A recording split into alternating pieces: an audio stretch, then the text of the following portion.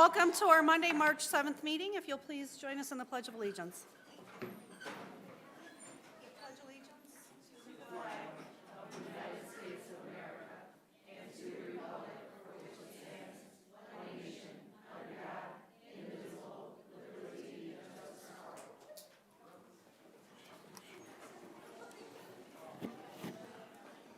All right, we'll move right into our agenda: approval, deletions, additions. Dr. Veraco. Thank you. Seek board approval for the agenda you were provided last week. Motion to approve. We have a motion by Ms. Kelly, Second. second by Dr. Medlin. Any discussion? Hearing none, all in favor? Aye. Motion passes. Is there any correspondence, Mrs. Kelly? I know there is not. Thank you. So we'll move on to our liaison committee updates, and I believe Dr. Malco is the only one who has an update tonight. Okay, thank you for the opportunity. It's relating to the Lake Central Education Foundation. What they wanted me to share with you is that right now, the committee is meeting to determine the grant award recipients. This is grant round number 56. This is a larger amount than usual. It's $750. So they thank you all for your support, because that $750 comes from various fundraisers that we do and or donations that you make. So they asked me to extend our thanks to you. Dyer Parks, I attended their first meeting, and they've got some really cool things going on at Dyer, and I'll tell you more about it at a different time when we don't have such a huge crowd. Thank you. Thank you. We'll move on to our official school board business topics consent agenda. Dr. Veraco. Thank you again, Mrs. Seuss. Seek board approval for the minutes from our meeting on February 22nd. Also seek board approval for the claims, payroll, and extracurricular expenditures that were included in your packets. Move to approve. We have a motion by Mr. Marshall. Second. Second by Ms. Kelly. Any discussion? Hearing none, all in favor? Aye. Motion passes. I'm sorry, I need to abstain. I was not at the meeting. We have 4 yeses and 1 abstain by Dr. Malco. Are there any public comments for action items? There are none. So we'll move right into our official school board business topics regular agenda. Dr. Veraco.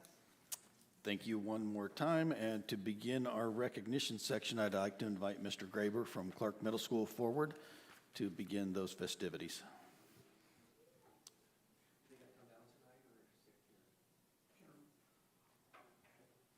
All right, good evening, everyone, board members and central office. Tonight I'd like to recognize, first of all, our 7th grade girls basketball team. On Saturday, they won the conference championship, so congratulations. All right.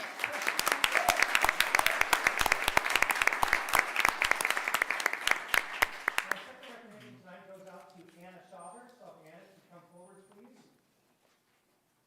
Anna is the, actually she wrote an essay for the Patriots Pen Essay Contest, was chosen as the area winner by the St. John VFW. VFW presented her with a certificate and a $500 scholarship on February 16th. In addition, Anna also placed second in the district, receiving another monetary award. So congratulations, Anna.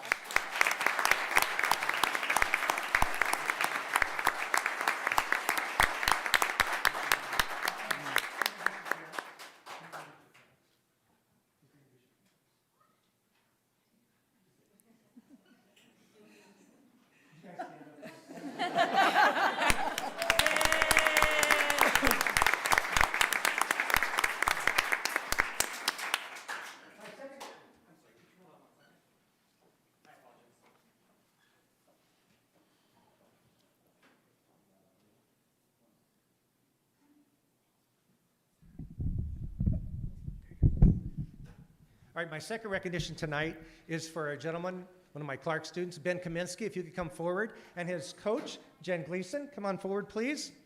Ben, just an incredible young man.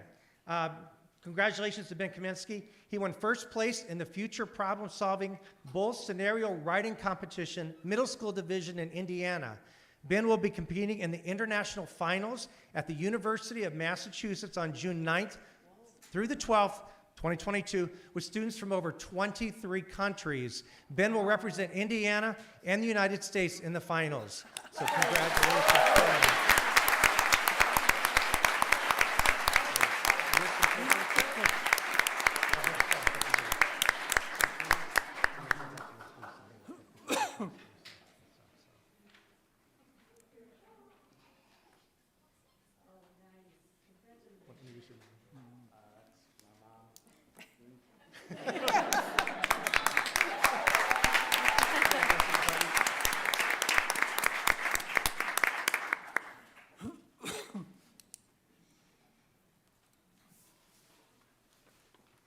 Ben, can I ask you a question? Do you attribute all your success to mom and dad? I'm just kidding. Okay, moving on to my second agenda item this evening, I do want to give the board and the community an update on some legislative happenings since our last meeting. The first piece is part of HB 1001, which is now House Enroll Act 1001.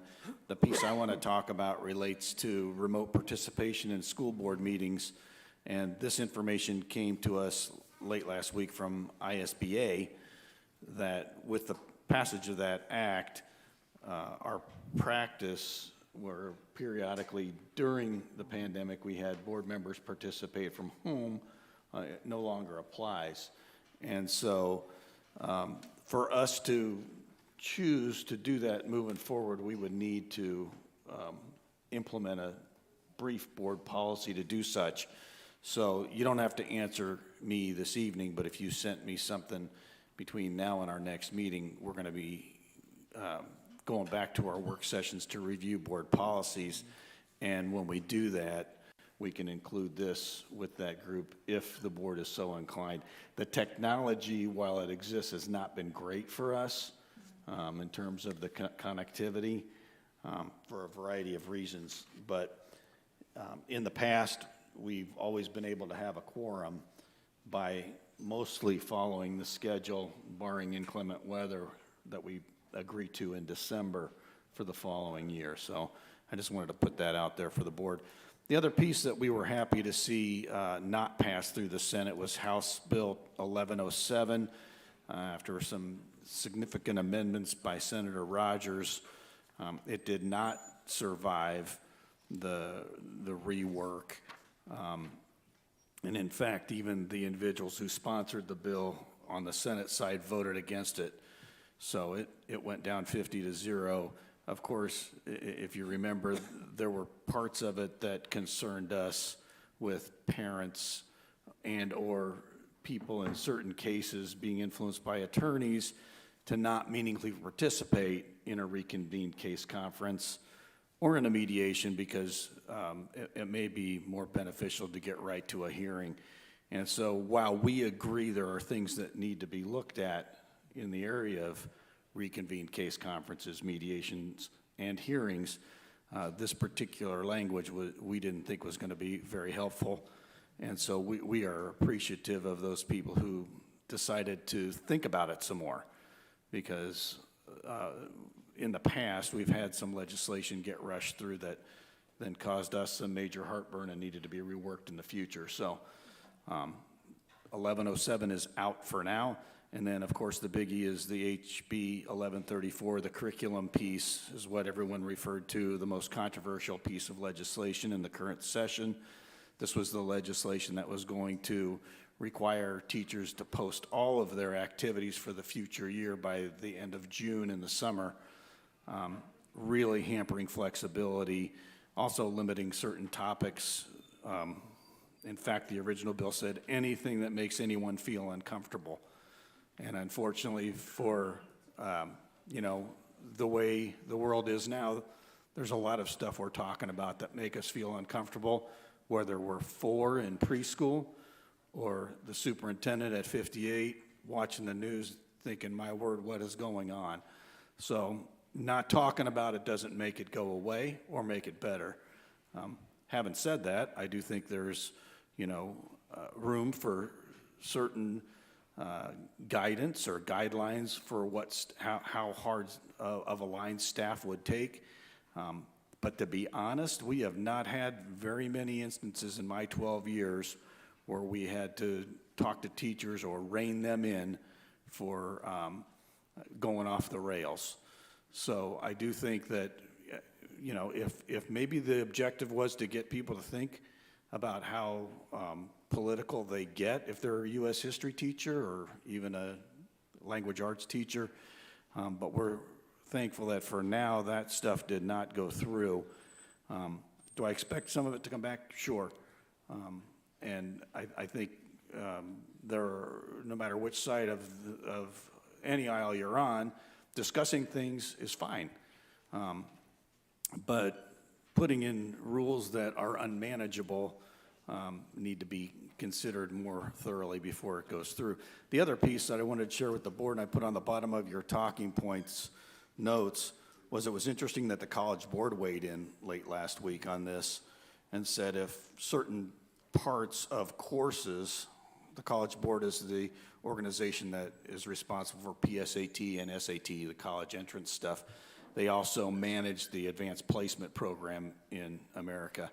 And we get a lot of students, I think we had it at our recent board meeting, presentation that included some data on how many advanced placement credits were earned. So students in high school go on to college, they already have some credits in the bank.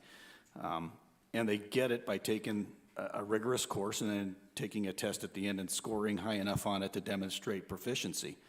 But the College Board did say if certain topics are banned, we're not going to certify those credits in those states that aren't allowing certain parts of courses to be taught.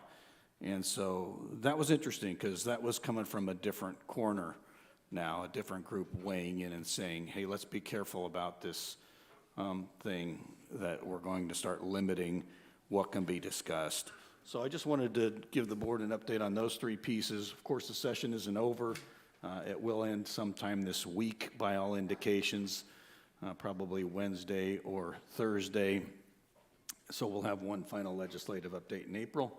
And then my last item is that on April 20th, they've scheduled our regional school board, Indiana School Boards Association meeting in the evening at Teebles. And as you know, we always get a legislative update from Executive Director Spradlin at that. So I think I've heard now from 4 board members. So I'll talk to the 5th and see if she's going to attend because it is an informative evening. But that's where we'll also get some of the details, because while we are following the legislation closely, sometimes late or sometimes even early in passing a bill, there are little clauses that we don't catch that do impact schools. And so we do need to follow it closely because usually the legislation is effective July 1st after it's passed, and so we have to be ready to implement those changes for the next school year.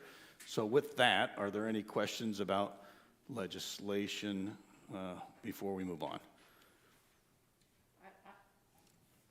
President Susan, I just wanted to make the comment that so many people did move forward and reach forward to help with that 1134 House bill,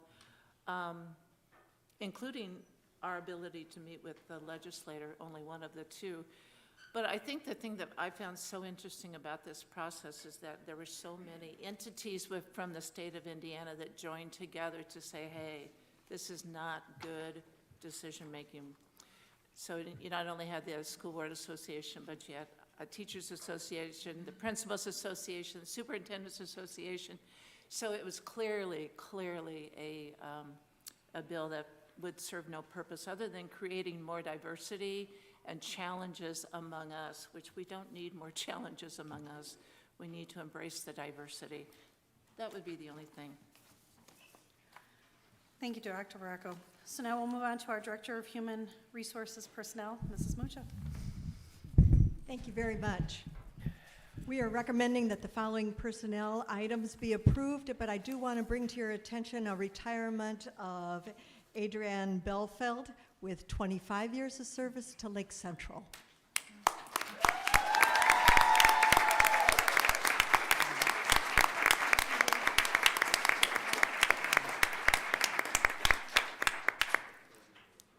Do we have a motion?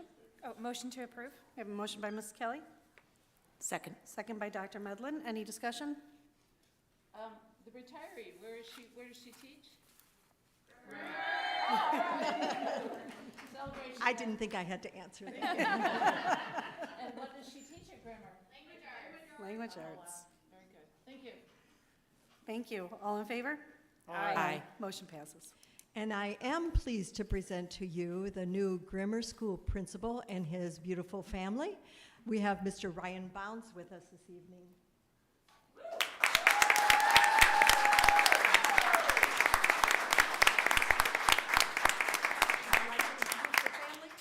would. I want to thank all of you, and I want to thank all of you for this wonderful opportunity. It is a privilege to be here at Lake Central, and we are humbled and honored to be here. My better half, Rebecca Bounds, my wife, and I'll go oldest to you. I'm a girl dad. We got Isabella Bounds, who's going to join me at Grimmer in 6th grade next year. Bella Bounds, sorry.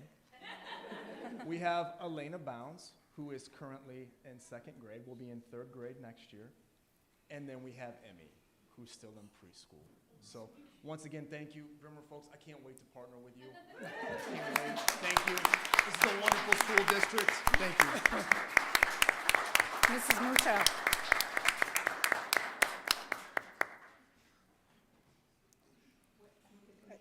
Family? You want to get your family? Sure. And we do want to thank the Grimmer staff for coming. Sure. Can I get one first of this one, and then you, all of you guys? Absolutely. I want you facing her because she's got it. Yeah, can we move that microphone? There we go. Okay. 1, 2, 3. Perfect, thank you. Anybody else that would like to get in the picture? Oh, you're gonna do it back there outside? Great. Thank you. Thank you. My second item is to approve the professional leave form that was in your packet. Move to approve. We have a motion by Mr. Marshall, Second. second by Dr. Medlin. Any discussion? Hearing none, all in favor? Aye. Motion passes. Thank you. I do have Kevin Gardner here, a high school teacher who is in charge of our vaping program, and he would like to give a short presentation on how that program has been going. Mr. Gardner.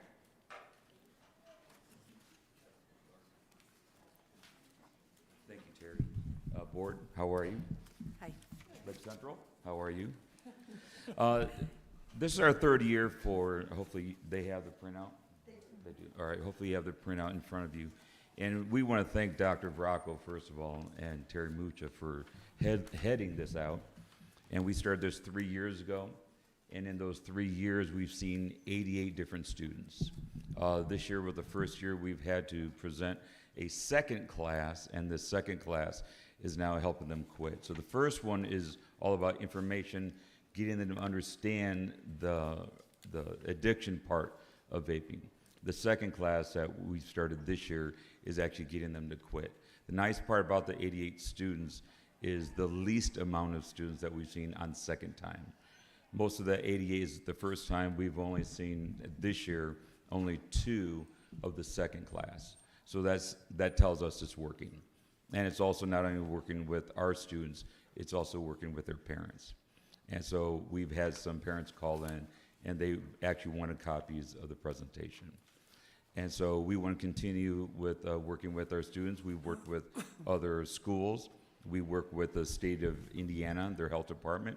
We work also with the Heart Association and the Lung Association. So Lake Central is getting out there. I want to thank Dr. Vracco and Terry Mucha because the actual Heart Association said, you guys are doing the best job that we've seen yet. So that's a hands off to Lake Central School Corporation. So thank you.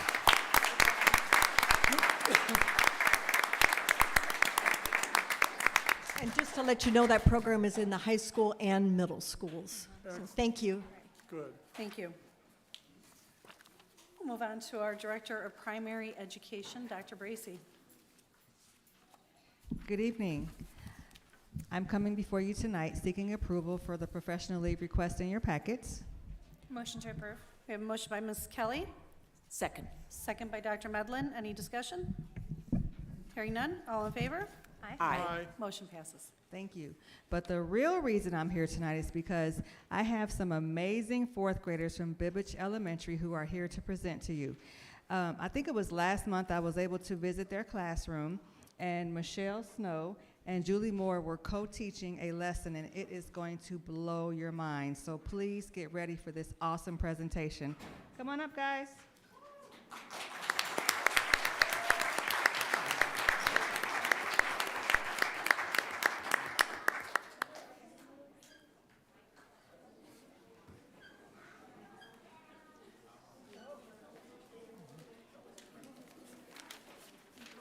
Julie. Oh, Julie. yeah. They're very Okay. enthusiastic. All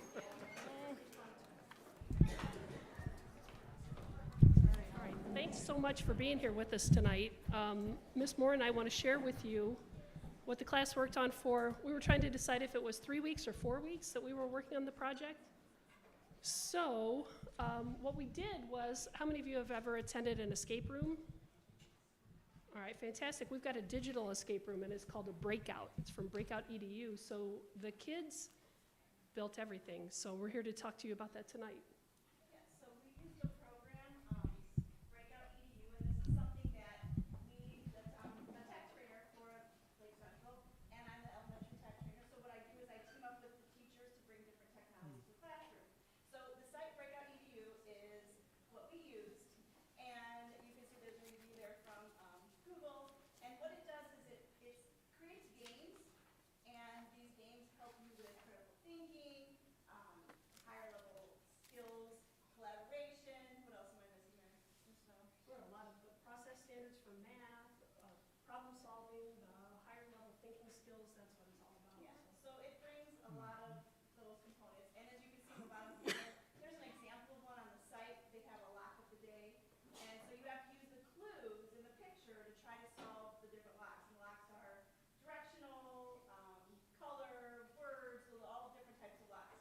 So one of the challenges on the site during Valentine's time was to create a challenge where the kids would submit different parts of the breakout. So there's introduction, there's different clues that you could have, and you have an ending component. So we kind of took our own spin on that, and we worked together, and we decided that the kids would team up, and they would make their own breakout collaboratively. So let them tell more about that. Absolutely.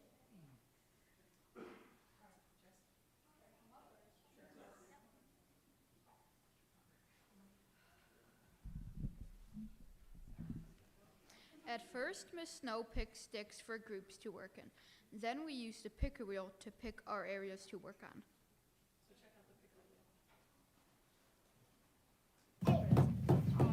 It's gonna be cafeteria. It's gonna be library. It's gonna be library.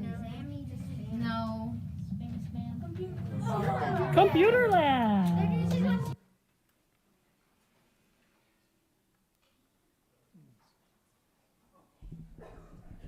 After that, we also use the picker wheel to pick the locks we get.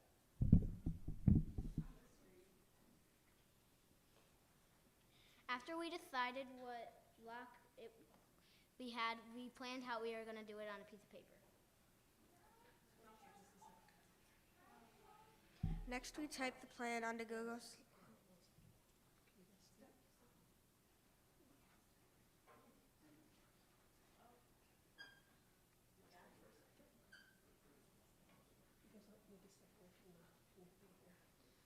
Next, we type the plan on Google Slides, which is a database that allows you to make a presentation.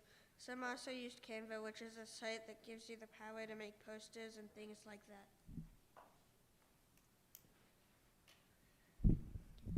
Then you have to create a nice background that helps capture the idea of what you are doing and create a video of what you need to do. After you finish your slide, you revise, review, and edit. After your slide looks good, you submit it to the teacher. The teacher then uploads it to a breakout. Then you finish and you got a breakout.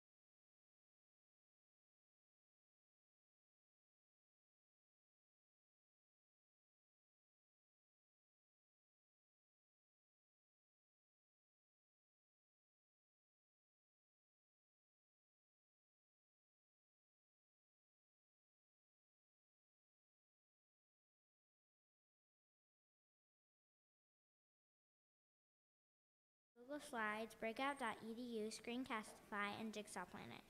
Jigsaw Planet is where we would make puzzles.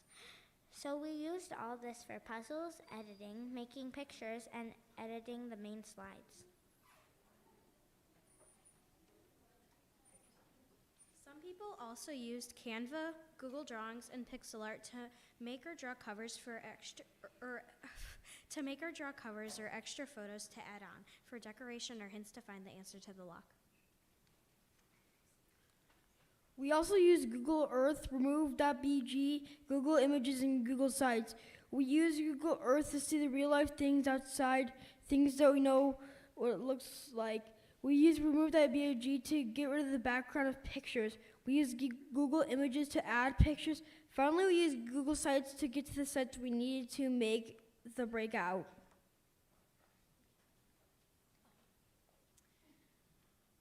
For the intro, we all use Google Maps, Google Earth to help us to find and see how the roof of Bibbage looked and how the water tower looked for Bibbage. For the inside part, we use Google Maps. For the indoor part, we use Google Drawings and other stuff that would allow us to take images and import it into Google Slides. And we use that for background images, so like you would see it like on the breakout, and you would try and have to figure it out and then insert the answer in. And we would also like link, like for example, another place to go in where it would be like their own slides, and they would have to remove stuff to figure out what the answer is. If you get stuck on a slide, you can use the hint slides to help you to try and crack what lock you're on or solve it.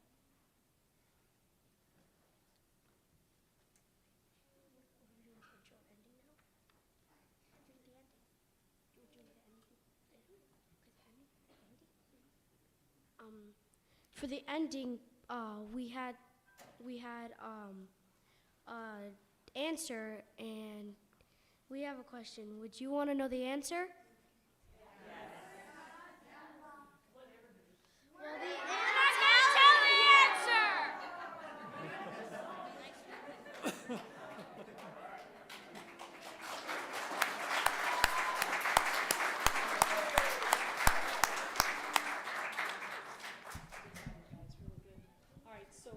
Those of you who want to know why we took the time to do all this during our class time here, there's some academic benefits for completing the project. There's a lot of problem solving.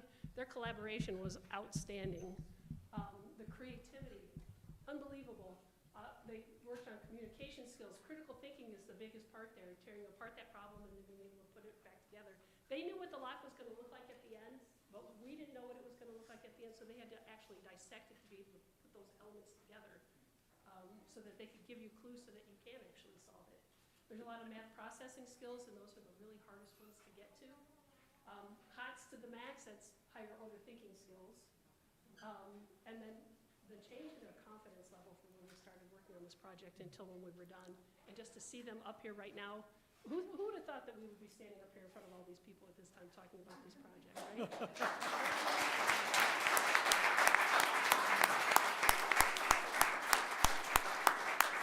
We also give an extra round of applause for Miss Moore, too. Where'd you go to, Julie? Oh, she's talking back there with the slides. Yeah, so if you want to try the breakout, you can scan the QR code and there's the breakout. And then don't forget, like you said, don't forget to try the hint. You get stuck. Some of them are pretty tricky, but they're all solvable. And we can give some hints through email, too.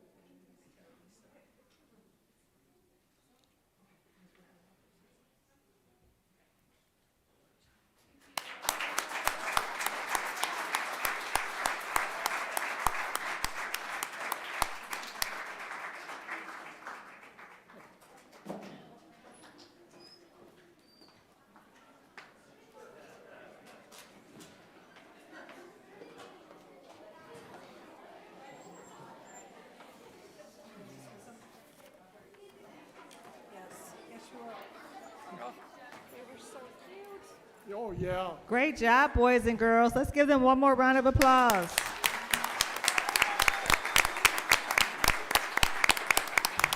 And also, thank you to all of our parents for coming out. Boys and girls, give your parents a round of applause. And one more time, boys and girls, for Miss Snow and Miss Moore.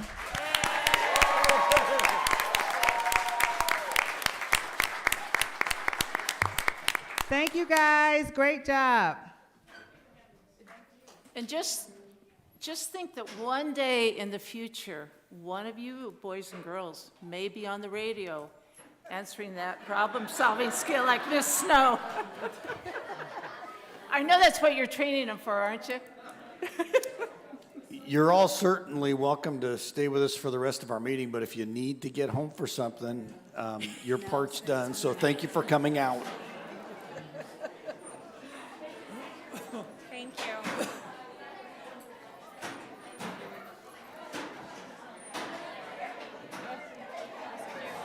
I'll have to look up that QR code. QR code, scan it. Yeah.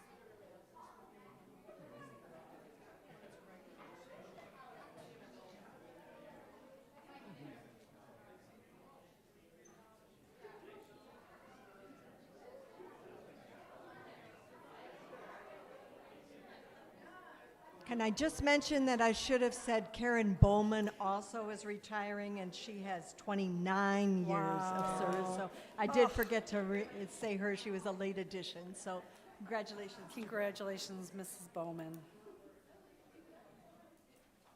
Mr. Bannon. I know, right? Dr. Bracy, that was a QR code that we could scan and do those activities from our home, so that'll be on the Bibbage website? Yes. Okay, we'll look out for that. Good luck. Thank you. Yeah, right?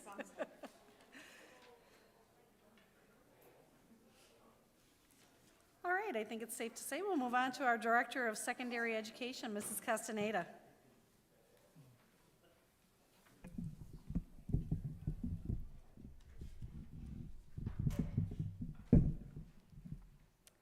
Thank you. For my first item, I am seeking your approval for the professional leave requests.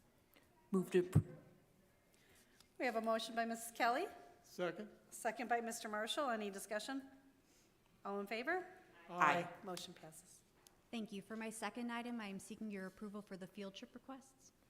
Move to approve the field trip requests. We have a motion by Dr. Medlin, and I will second that. Any discussion? All in favor? Aye. Motion passes. Thank you. Thank you. And then for my last item, I'm going to go ahead and bring up Carrie Regan and Todd Smolinski, two of our assistant principals from the high school, who are going to discuss some new course proposals at the high school in facts and business.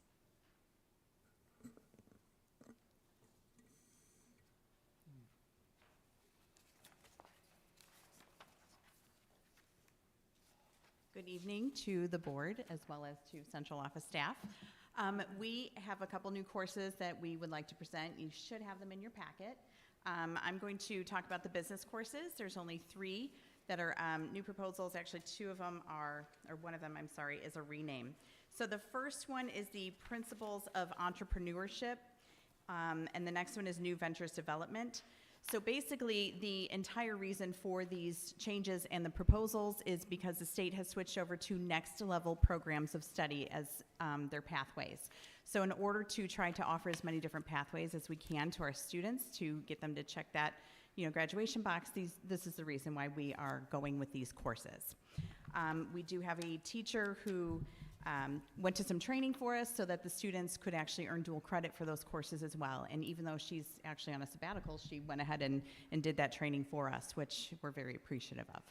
So those are the two, the Principles of Entrepreneurship and the New Ventures Development. The other one for business is actually just a renamed course under Principles of Computing. That might be on your last page. So basically, that one is going to be combining what we currently have as our Computer Science 1 course and our AP Computer Science Principles courses. So our computer science teacher, Danielle Carr, went to IU. She's actually getting credentialed through IU to offer those as dual credit courses. Students who take that new course, well, new titled course, will end up receiving 7 dual credits, and they can still take the AP course, so, or the AP exam, I should say. So it's all being combined in one, but we think it'll be very beneficial for our students. Good evening. Thank you for having us. On the family and consumer science, the facts side of things, most of what you'll see in here is more or less a rename because we're offering these courses. I think just the biggest change is that they go to a year long to fit our next level course of study. I put on the kind of the new course would be the nutrition course on the very top there on the first page. We are offering a nutrition and wellness as a semester course. This is going to be a year-long nutrition food theory course. It fits into the culinary of arts pathway, which we offer. We'll actually offer two courses that will fit that pathway. So that's at the top there, nutrition. And then again, most are going to be in the renamed because we are offering culinary arts and hospitality, but they change over to a year-long course. So we're now going to offer the principles of culinary and hospitality. We have child development currently and advanced child development, but to fit into our education careers pathway, child and adolescent development will be the new course title with the new number, and so on. So all these kind of fit into these different pathways we're offering here in our FACS department. Going through, and the last one on there is our relationships and emotions. Have you have any questions about them? That's all I have.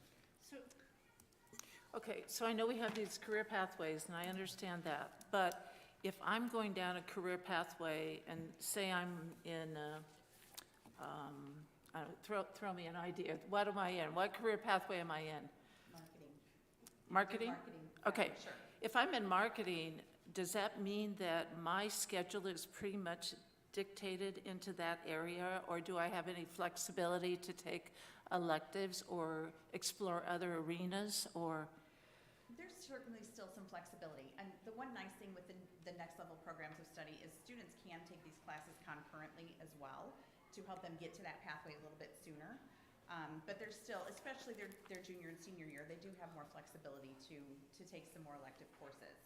And the nice thing is these principles courses, especially like the principles of business management, that could actually get them a couple different pathways. So, you know, if they want to take the entrepreneurship one, well, that's an entrepreneurship one, but there's the business management, and it just depends on what pathways we will be able to offer. We want to offer more over the next few years, but right now we just have to start with a few that we have and the teachers that can teach the courses we have. But yes, there is still flexibility for students' schedules. So when you talk to your colleagues about this in the career pathways, are you feeling comfortable with where Lake Central is compared to your colleagues, or do we have gaps that need to be filled, or what's your self-analysis of the program? The program is still pretty new to us, and quite honestly, in talking with people from other schools, this has been a very complex pathway to try to figure out. They have changed from the Perkins 4 to Perkins 5 and now the next level pathway. So it keeps continually changing. However, fingers crossed, we have been told that this is going to be it and they're not going to change this pathway for a while. But I feel like we're all kind of in the same boat where a lot of people have been just trying to figure it out. They just finished the computer science pathway probably within the last few months. I see. Yeah. I see. So it's just, the state wasn't even really prepared, I don't think, to roll it out as soon as we did, in my personal opinion. Well, that tends to happen a lot, change at that level, and then they forget how dramatic it is for us to try to implement that. Also, if I remember correctly, and correct me if I'm wrong, but don't the career pathways, isn't there supposed to be something happening at the middle schools also with career pathways? That I don't know. Or am I wrong on that? No, they've actually said that there's very few classes from the next level pathways that can be done at the 8th grade level. So they tried to push that to the high school so that students are doing that during high school and not during the middle school years. Okay, so that's something that the state has changed also? Correct. So there's two things at play here. There's the pathways that are tied to CT, which is what we're discussing, and then there's graduation pathways, which is how they earn their diploma. So be careful not to confuse. Oh, now say that all again. Would you step to the mic and say that again so I can comprehend this? So this was Indiana's attempt to try to be more consistent with their CTE courses across the state. That's the pathways that they were describing. I've been here before speaking about graduation pathways, which if you recall is the way that students graduate high school.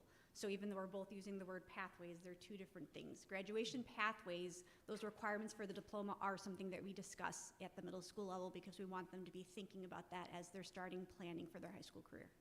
Okay, okay, thank you. You're welcome. Any other questions? All right. Thank you. No. Thank you. And we'll move on to our Director of Student Services, Ms. Gramala. I have asked Mrs. DeVries here tonight to talk to you all about our ELL program. This is typically something we do early in the school year, but we were a little busy at the beginning of the year this year. So she is going to show you some data on our WIDA scores, which is our testing for English language learners from the 2021 school year. We actually just completed our 2022 testing. So the information she's sharing will be from last year, and then once we get those new scores, we'll have more info for you. This was all in your packets, but Liz will share. So I'm not going to be This is going to be hard to follow the Bibbage kids because they were great, so bear with me. Bear with me. So this is just an overview of who is involved in our program, and like she said, you did have this in your packet, but we have a director, a coordinator. We now have 5 teachers, and then including myself would be 6. We have liaisons in the building that help us, and of course the teachers do the daily instruction, and then we also have paraprofessionals. The way that the students get identified is by their home language survey. Once we have that, that's how the process starts for the program. WIDA, Indiana adopted WIDA in 2014, and the state of Indiana became part of that. And it's a large consortium, and these are some of the states that are involved, but this is a better picture. So it's nice to know when a kid comes from a state that is a WIDA state, we don't have to rescreen them or do anything, they come right into our program. This is just the WIDA access, as Becky said, we give that once a year. We just finished our testing. It just goes through the different clusters and the different features, which we go over a language arts section, a math, a science, and a social studies. So these are the different levels that the students will achieve, starting with a level 1, which we consider entering, a level 5, which is bridging, and the students in Indiana, once they reach a level 5, are considered fluent and out of the program, and we monitor them for 2 years. So this is currently 2021, 2022. We have 467 students in a program. Just a little bit of information, I started this 17 years ago, and we had 81 students across all the schools, so we've grown quite a bit. We have 404 students that are receiving direct services, meaning they're active in our program. 29 students are in our first year of monitoring, and 34 are in our second year. And the state still has us make sure that we check on those students, we meet with the teachers, and we make sure that they are being successful. If for some reason they're not, then we meet with the committee to decide whether we bring them back in or what the plan of action would be. This is just a breakdown of the elementary, a breakdown of the middle school, breakdown of the high school, and then this is our testing from 2021, and the students improving from 2020 to 2021, and overall the corporation improved at 65%. Now that is the same number as 2020, but with the pandemic, with some kids being at home, some kids coming in back and forth, back and forth. I was really actually very happy to see that number because I was afraid we were going to go down quite a bit, and we didn't. So currently we service students with 30 languages and 29 countries. The top languages are Spanish at 46% of our population, Arabic is 16, Serbian and Polish are tied, and then Vietnamese comes in. Each year we do hold a parent night for our parents to come in. We did both virtual and in person. It was kind of back and forth this year depending on when they did it. But we actually, with the virtual, we've had a much bigger attendance. I don't know if it's because the parents are maybe don't want to come in, but they don't mind getting on virtually. So our attendance went up for that. So this is just an overview of our Lake Central families and where they come from. And this is including their parents too. We have quite a few students that are born in other countries, but this is also their parents included in this. And then the ESSA just follows along to make sure that our students their needs are being met. And the Indiana Department of Education ties that into our program. And then just talks about what the way that our students are successful or not is we measure their growth from year to year. And it's not even necessarily their overall growth. There's 4 subcategories, and so if they even grow in one of those categories, that is considered growth. And then the state looks at that, and that's how Lake Central is given, I guess, points whether or not the students are successful. And that just kind of goes through the ESSA. I know I went through that really quickly, but like I said, I couldn't hold up to Bibbich. But any questions? So what are your thoughts about WIDA now that you've been into it for several years? You know, I do like it. It does hit a different, the old test used to just hit language proficiency. WIDA branches out to the language arts, the math, not necessarily measuring the math, but measuring the vocabulary in that area. A little bit more time consuming than. Yeah, the test overall probably takes an average of 3 hours, like the 4 domains. If I'm not, correct me if I'm wrong, but I think we added quite a bit of staff to your department. We did. We have 6 teachers, including myself. Awesome, so that's very dedicated. Yes. And you still have support staff. Oh, yes, we have a paraprofessional in every building, and some buildings have 2.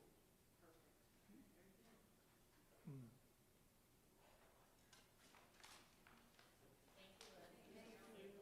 Thank you, Liz.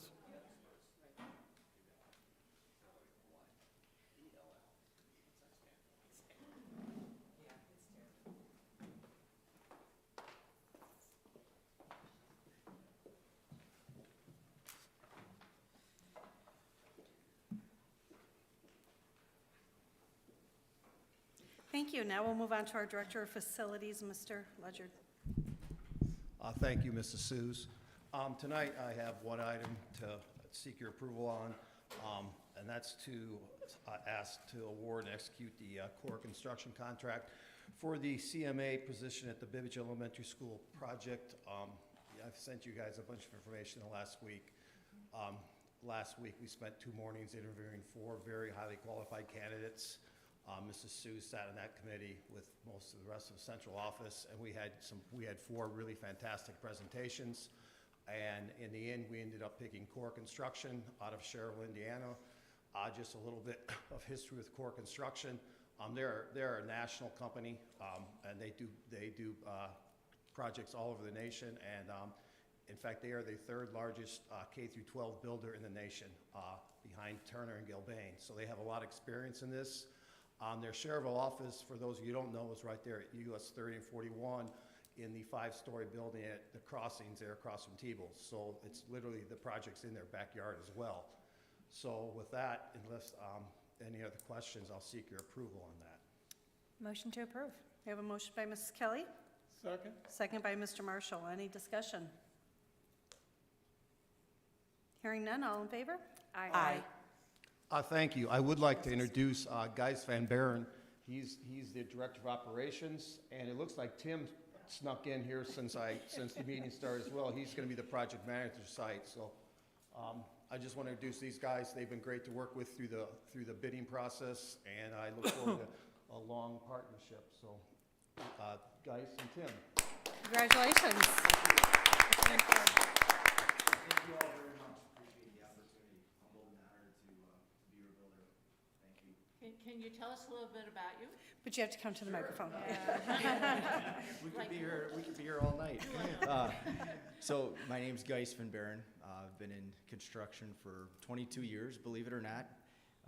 Working for Core Construction just down the street, like Bill said. So handle the operations out of that office. And yes, this is definitely our bread and butter, doing K through 12 work and higher education work. So really appreciate that, the opportunity. Again, thank you so much. Are you from the area here? I am. Yeah, I live in Crown Point, Indiana. So just by Whitehawk there. So thank you. Graduated from Crown Point? No, nope. I actually graduated from Ileana Christian. Oh. Is where I graduated from when they were still in Lansing. So. Yeah. Yep. And you did your degree work at Purdue? No, I did my degree work actually at Prairie State. I grew up in Chicago Heights. You did your degree work where? At Prairie State. Oh, yeah. Yep. Yeah. So I grew up in Chicago Heights. Yeah. That's where I was born Very and good. raised. So. Very yep. good. Well, thank you. Thank Yep. you. You're welcome. Thank you.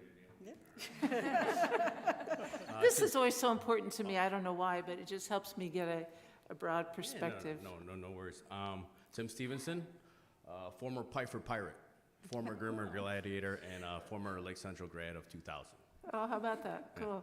So Cool. also, I am a Purdue graduate. Been in construction, so you're nailing hitting the nail right on the head. So been in construction for 17 years. Majority of my career has been in Chicago, but been with Core for almost 5 years now. So just humbled for the opportunity, and it's gonna be pretty cool to work for the old schools. So. Well, what'd you think of that Purdue IU game? Yeah, it was a nail biter. Oh, it sure was. But I mean, I don't even care about taking. I was the Wisconsin game. I was pretty. Yeah. Oh, she's not important. No, wife's actually a kindergarten teacher at Holman. Oh, really? Yeah, and I have two Okay. boys that go to Coling. One's in kindergarten and one's in second grade.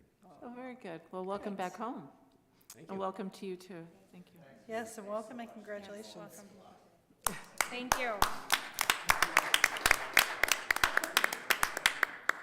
And we'll move on to our Director of Business Services, Mr. James. Thank you.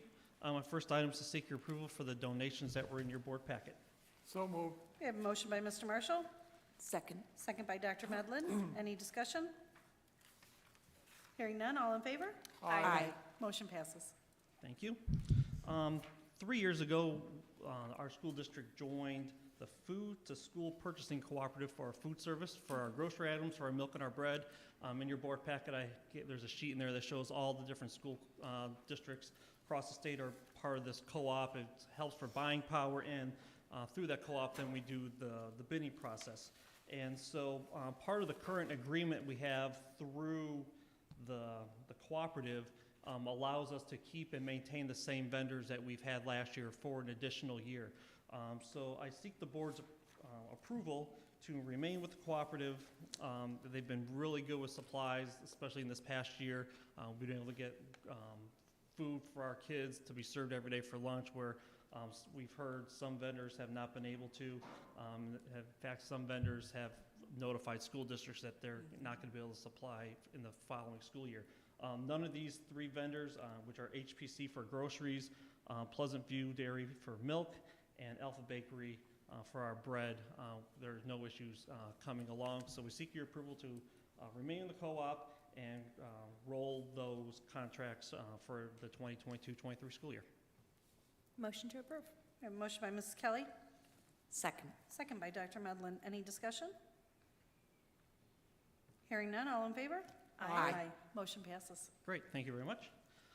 In your packet, I just want to give you an update on our ADM count. So we have a counting that's done in September, that's the fall count, and then we do another count here in February.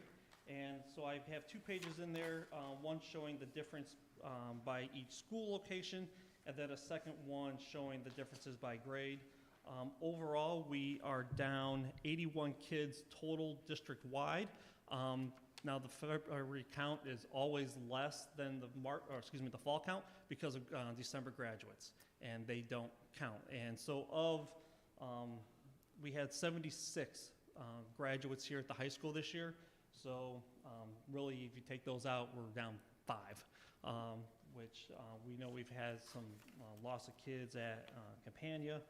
It's such a transient program, excuse me, transient program over there. But if you look at each school, except for the high school, pretty much every school has more kids now than they had in the fall, and just the decrease by grade is mainly the juniors and the seniors at the high school for the reasons I mentioned above. So that's where we are. We're happy with that. Our funding for January through June is based on this February count. Historically, we don't get that funding for those December graduates, unfortunately, which is sad because we're not cutting our expenditures. We just don't get the money for their kids because the kids aren't here. We haven't gotten money for that in the past. Districts across the state just had to live with that. But that being said, as of last week, there was some verbiage in one of the bills to count the December graduates in the February count. Whether or not that makes it through this week, we'll see. It was in as of the end of last week, but as Dr. Vrocko mentioned earlier, these last 3 or 4 days, things will be in and out all the time. So if it does get allowed to be counted in the future, that'll be great for school districts across the state. So any questions on the ADM count? Rob, I have a question. What date in February was that taken? February 1 or?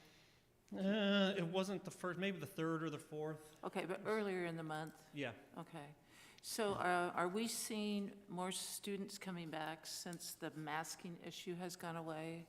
Are we seeing people come back from, say, homeschooling or K through 12? Not yet? Okay, I was curious. Thank you. I think the fact that, except for those 2 grades at the high school, that all of our grades have pretty much more kids now than they did in the fall, I think might be just a gradual reflection of that. You never know. We used to have so many people are moving in from Illinois and here in the first place, that is still an attractive place for people to come. So what the reasoning is, we'll see how, what happens in the fall with our count. I'm not sure if people are gonna come and bring their kids here in the middle of the year in February or March, but that doesn't mean, okay, they're done homeschooling them and they're gonna send them back here in the fall. We'll just have to wait and see, so. Thank you. Okay, my next item is just to go a little bit over on the funding for per ADM that we get per kid. So we just talked about how many kids we got, and now for our state tuition support is how much dollars we get per kid. And so this is something I prepare for the board.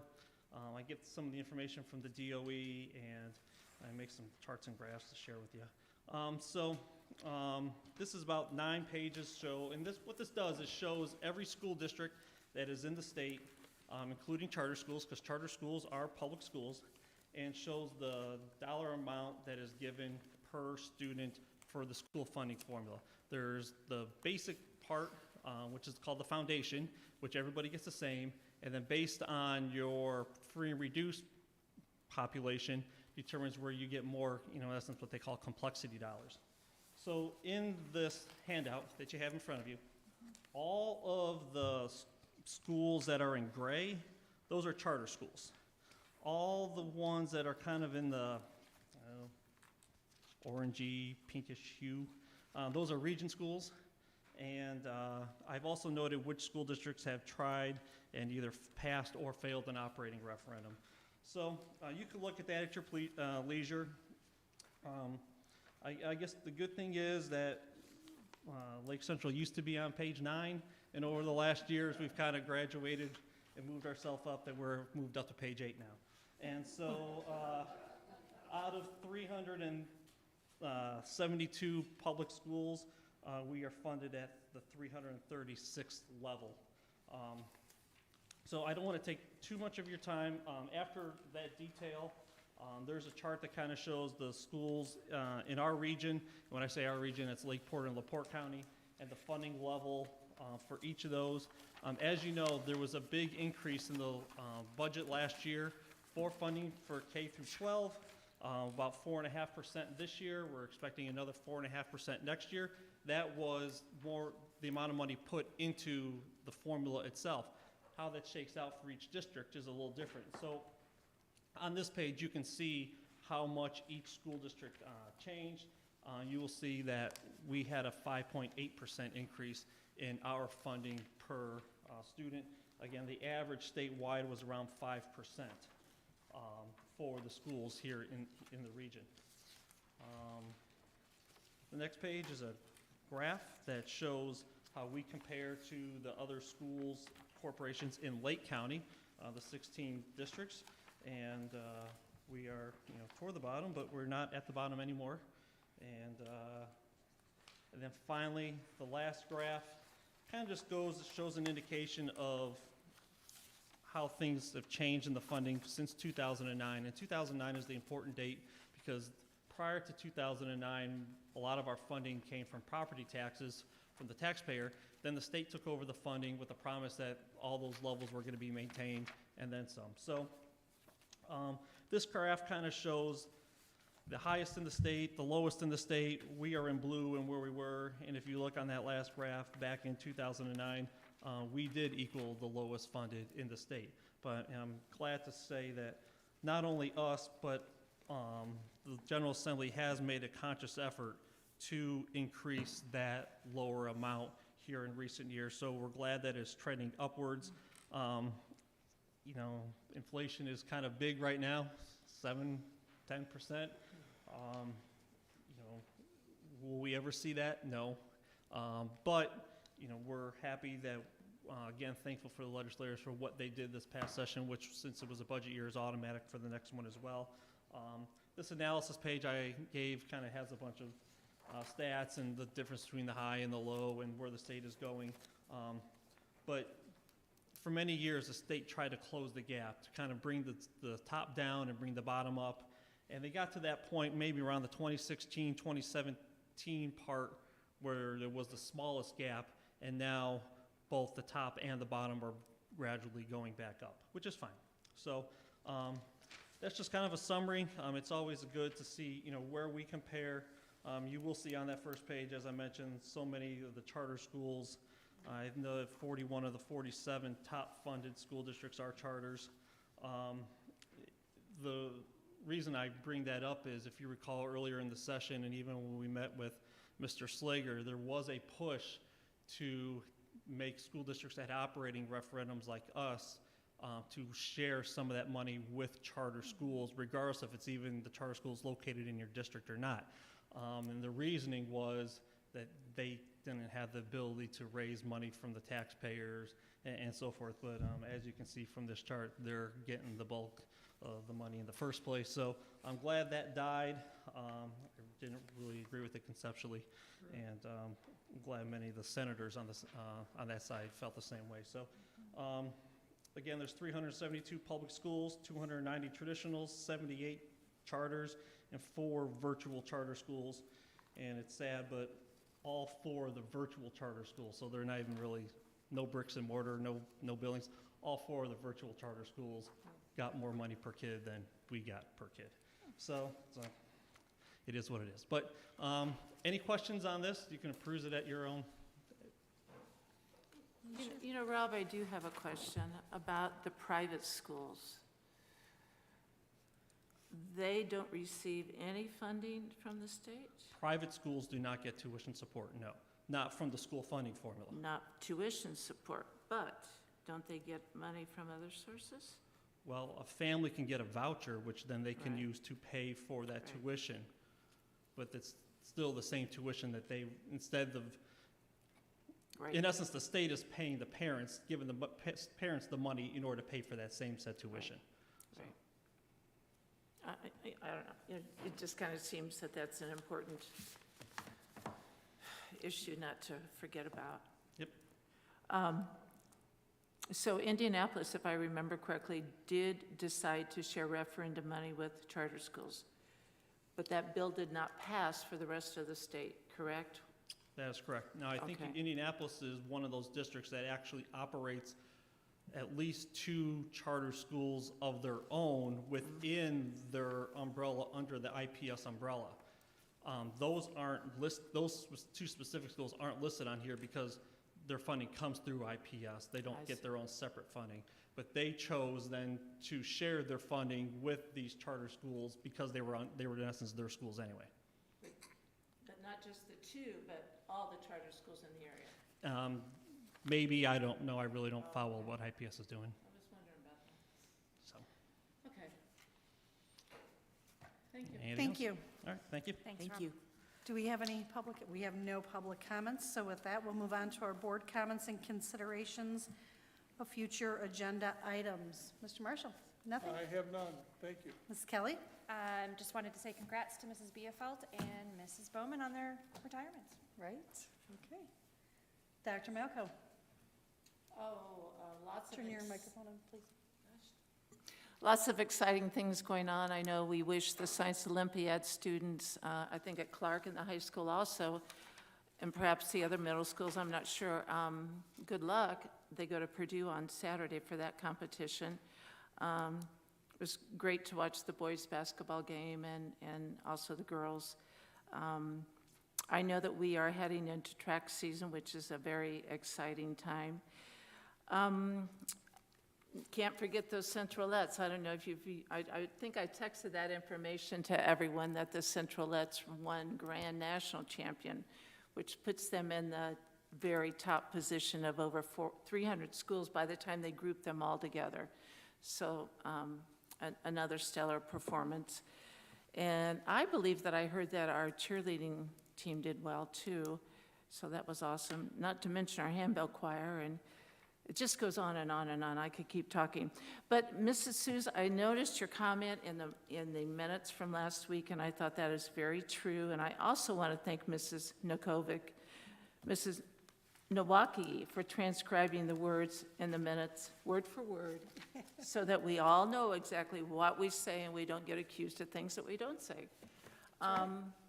And I think that's it. Do we have graduation date set? Is it May? May 25th. 25.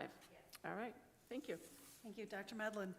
I'd like to congratulate Mr. Bannon for his 14 to 16 years service with the district. Very potent ones. Thanks. And I know that spring break is coming up, so wherever your travels are going, be safe. And with that, I'll turn it over to Dr. Varacco for board calendar of future activities. Yeah, this is an unusual year that our meeting falls on the 7th, so the second meeting of the month is during spring break. So that's why back in December, we didn't have a second meeting for March. So our next gathering will be April 4th, and we are going to move back to the K-Trap room unless we have recognition. It just is a cozier room for conducting our normal business. So we'll be back in K-Trap, except for when we have a large group recognition. Thank you. Thank you. All right, do we have a motion to adjourn? So moved. Motion by Dr. Malco. Second. Second by Ms. Kelly. All in favor? Aye. Aye.